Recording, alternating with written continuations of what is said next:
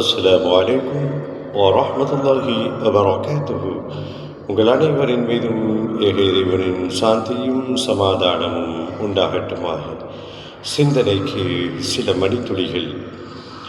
இந்த காணொளி கண்டு கொண்டிருக்கக்கூடிய அன்பு உறவுகளே, பாசத்திற்குரிய சகோதர சகோதரிகளே, நீங்கள் இந்த காணொளியை எந்த நேரத்தில் பார்த்தாலும், எந்த காலை நேரமாக இருக்கட்டும், மாலை நேரமாக இருக்கட்டும், இரவாக இருக்கட்டும், அல்லது எப்பொழுது வேண்டுமானாலும் இருக்கட்டும், இந்த காணொளியை எப்பொழுது நீங்கள் காணுகிறீர்களோ, இந்த காணொளி ஒரு மெசேஜை உங்களுக்கு கொடுத்து கொண்டே இருக்கும்.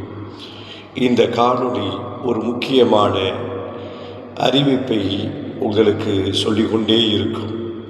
இந்த காணொளி ஒரு அபாய எச்சரிக்கை மணி ஒலிப்பது போல இந்த காணொளி ஒரு எச்சரிக்கையை உங்களுக்கு விடுத்து கொண்டே இருக்கும். அது என்ன எச்சரிக்கை? இந்த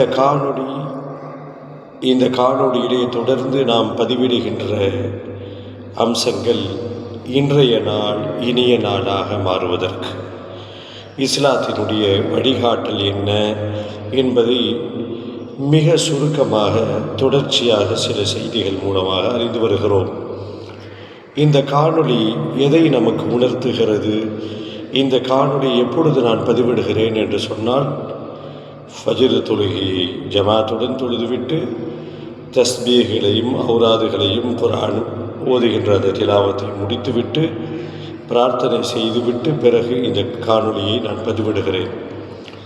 ஆம் அன்பு உறவுகளே, இதை பார்த்து கொண்டிருக்கக்கூடிய உங்களுக்கு இந்த காணொளி தருகின்ற முக்கியமான செய்தி, இன்றைய நாள் இனிய நாளாக மாறுவதற்கு என்ற தொடரை கண்டு கொண்டிருக்கக்கூடிய நீங்கள் ஃபஜ்ர் தொழுகையை வாழ்க்கையில் தவற விட்டுவிடாதீர்கள். அதிலே ஒரு இன்பம் இருக்கிறது, அதிலே ஒரு ஆத்ம திருப்தி இருக்கிறது, அதிலே ஒரு உற்சாகம் இருக்கிறது. இன்றைய நாள் இனிய நாளாக மாறுவதற்கு அல்லாஹ்விடத்திலே எல்லா நனவுகளையும் கேட்போம்.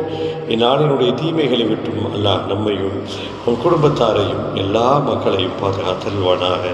தொடர்ந்து பயணிப்போம், பேசுவோம் இன்ஷா அல்லாஹ்.